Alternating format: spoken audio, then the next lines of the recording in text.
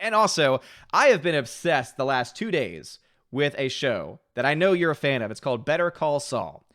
And Oh, yeah. yeah, this is a show that when it first came out, I didn't like it.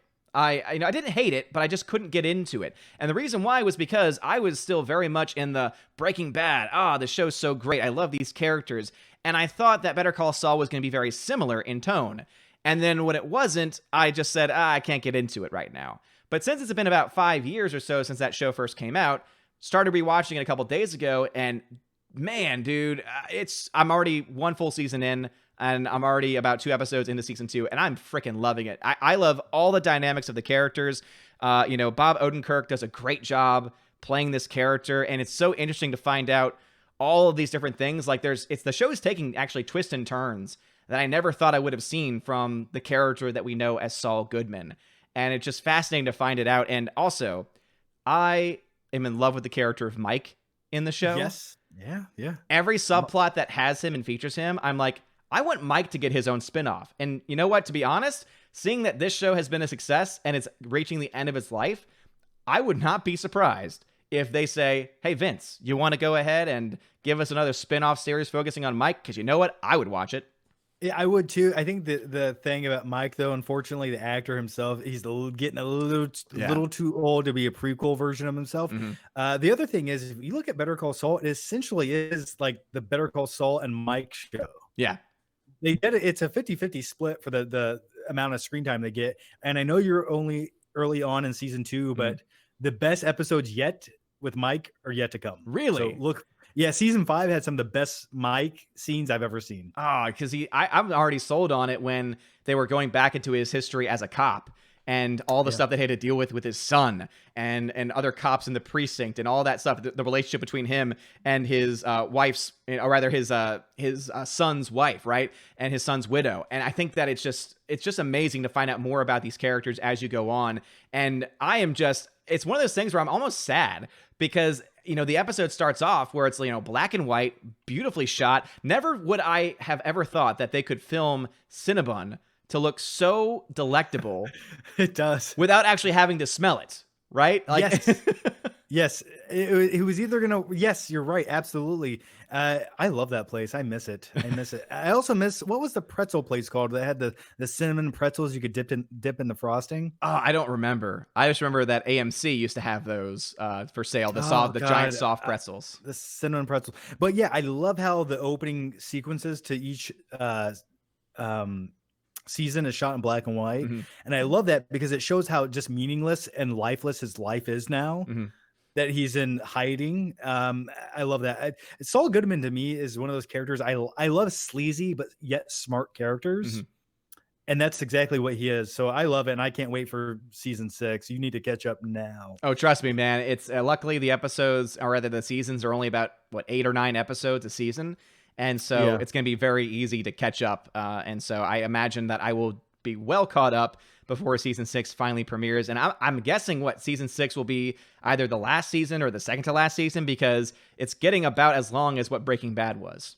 No, they said season 6, the next one coming out will be the last one. Okay. Yeah, that makes sense. Yeah. What do you think about McGill, Jimmy's brother? I love, was it Michael McKean who plays the character? And I love him as an actor. So just having him there, because one of my favorite roles of Michael McKean is definitely his position as Colonel Mustard. No, sorry, not Colonel Mustard, Mr. Green in the movie. Oh my goodness, why am I blanking out on? Oh, Clue. Yeah. So just to see him back in a more dramatic role, and just, he plays what I love about the character, though, is that you start off feeling so much sympathy for him. And then as the character develops, and obviously end of season 1 into season 2, you find out more about him and the relationship between him and his brother. And it just makes you go through these turns. Like, that's why I love it so much. And that's why, Vince Gilligan is such a great director and writer of television, because he knows how to bring all of these different characters on different arcs. And it almost makes me want to see if Vince Gilligan had been in charge of Game of Thrones, towards the end because something tells me he would be able to handle a lot of different characters at the same time. You would have actually cared about Yes. the resolutions and the conflicts happening. Yeah, absolutely. Yeah. No, it's perfect. It's one of those spin-off shows that it's better than it actually needed to be. Mm-hmm. I love his brother though, how he's very sensitive to like electronics and lights, and he just wears like tinfoil. Yeah. You just wait until you get into like the 4th and 5th season. You're gonna love it. Oh man. But yeah, absolutely. And they have the one character in the show who's like the hardcore drug dealer. He's really into it. Mm-hmm. Why can't I not remember his name? You know what I'm talking about, right? So I say that there have only been a few established characters. I don't think I've gotten to a drug dealer yet. He's like the main character that you're supposed to care about. He's like a drug dealer. He works with like the cartels and things like that. But you think he's only going to be in like 1 or 2 seasons, but I assure you that they expand on his story and he becomes one of the most fascinating characters with one of the best stories. Okay. And I'm once again not spoiling anything, but when you get to season 5 has some great intense episodes that feel like small movies. Okay. Like especially with Mike. You just wait until Mike in season 5. Now this character, I wish I was new so I could enjoy it again. I know, right? It's one of those things where being the person that's getting to enjoy it for the first time, it's like, I don't want it to end, but at the same time, I also want to watch the next episode. It's like this, It's this weird conundrum to be in. But are you talking about the character that was selling the pills and lost the baseball cards? Nacho Varga. Nacho Varga. I think he was the one that he was being sold to. He becomes a major character, and you think he's like kind of starts off as this unlikable character, but you start to understand that he's stuck in a situation he wants to get out of. Okay. But yeah, played by Michael Mando. I'm about to say I just Googled it, and now I know exactly because he was just introduced recently to my own experience, so that's why I don't really know him all that much because he just had the relationship with the guy selling him pills. And then he the guy gets the damn Hummer and is like getting the fancy shoes and everything, thinks he's so ballin', and then they rob him of his baseball cards, and it's and then you have so many like Gus Fring, so many good things happening. But just hurry up and watch all of it. Just get it all done. Hey man, as soon as this podcast ends and I get it all set up, I plan to watch at least a couple episodes tonight before going to bed. Let's just talk about Mike Ehrmantraut for 2 hours. Also, what a great name, Mike Ehrmantraut. Oh, it's great. He's a genius. He's everything I've ever wanted to be. Yep. And also he's got this, I always love characters that are criminals but have like this moral code. And the fact that he has a code that he follows, he's like, this is the job. I'm going to do the job no matter what. And that's it. Like once the job's over, the job's done and I'm moving on. And this is the job and we're going to do it. Yeah. Oh my God, dude. Those first episodes when all you're getting from Mike is just you need to have 5 stamps. Yes. And then Saul's just like, try to get it out of his. Oh, come on. Like I got 4 and it's all fine. You need to have 5 or pay the $5. Yeah. I love it. And the thing is the series is so criminally underrated. Like no one talks about it and I don't know why. Yeah. Like some of the things people love, I'm like, have you seen Better Call Saul? And I remember it took a break. It took like an extra year break between seasons 4 and 5, I believe. Okay. Because I forgot. I didn't even know season 5 came out. Or no, I'm sorry, season 4. I didn't even know season 4 came out. And then they announced season 5, and I was like, whoa, where's season 4 at? So I had to go back and watch all of that in like one day. Oh, wow. Well, I mean, as I said, it's easy to do because there's not many episodes a season. They're all about 45 minutes. They're well paced, well put together. And as I said before, I cannot wait for whatever the next Vince Gilligan project is because he is just so good at developing characters. And what I love about him is that he's not greedy. He's not the person where he's like, I'm going to, spread this out over 12 seasons because people will watch it. He says, no, it's going to be 6 because that's as long as it needs to be. This has a logical conclusion and we're going to get to that point and we're not going to go further than we need to because I don't want episodes to get boring. And he does that very well. Well, right now it's about to intersect with the actual timeline of Breaking Bad. So that also makes a lot of sense. But yeah, absolutely. And what do you think about El Camino, the Netflix movie? I loved it.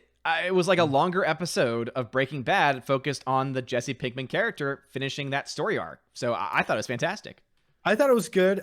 It was sort of like, if you didn't see it, it's sort of what you would have guessed happened in a way.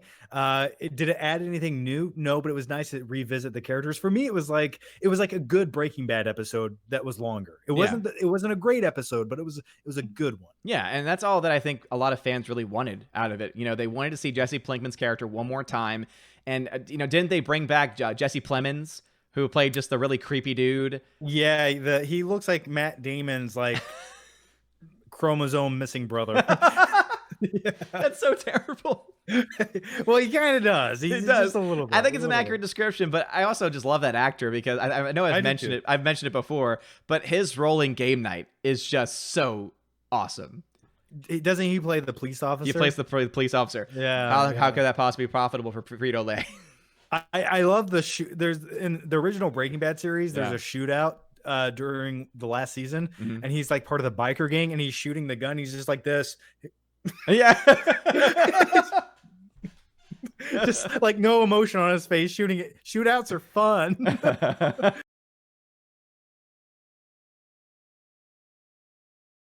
And now a huge shout out to my May Patreon and Subscribe Star members: Albertus Magnus, Animation Commentator Brian P, Dion, Divex, Enrique Evangelista, Father Christopher Miller, hail to you, Father, Frank the Tank and the Shawhan Weeder Dog Clan, Harold Francis, the Hunker Chunker Funker Monkey, Inflamed Wood, It's a Trap Productions, Jason Clark, Jeffrey Toon, Kenneth Cameo, Lady T, Laura Story, Mad Mitch Dunaway, Mike Jackson, Mr. Peabody and his evil twin with the beautiful hair, Orange Hat Reviews, Outpost Dyer, Out of Step with Reality, Riff Magos, Rosetta Allen, Steve Glasker, Teresa Martin, Theodore Bendon, Tina Bojan, The DJD Show, and Tina B. Thank you all for being my Patreon members, and a shout out to my Subscribe Star peeps: John B, Perpetual Punster, Robert Revo, Mr. Roy, Glinzer, G2 Cool 99, Darkstar 57, J. Alex McCarthy Jr., US 888209 Fast, Dean Heiss, Harold Francis, J. Rod the Beer Guru, Nevadon G. Adams, and ZK Man. And a special shout out to David Bobrizik and Edgardo Martinez. I'm going to leave that pause there just in case anyone decides to join for the month of May, because you can indeed join on Patreon or Subscribe Star at any time this month to be eligible for any of the perks. They include access to an exclusive podcast that I do with John, the Flick Pick of John Flickinger's fame, so make sure you go ahead and check that out at the $10 and up level. Also, if you Subscribe Star or Patreon at $5 or up, you have access to exclusive giveaways of 4K movies, digital films, and a bunch of other stuff in between as well. And if anything, you could at least give just anything that you really want to help support the channel, and it would really help me out a lot. It keeps the lights on, makes me able to continue to do this kind of stuff. So anything you possibly give, check out some more information in the description of the Patreon, Subscribe Star, and of course YouTube membership links as well. You guys are all amazing and beautiful people. Have a wonderful day, and as always, God bless.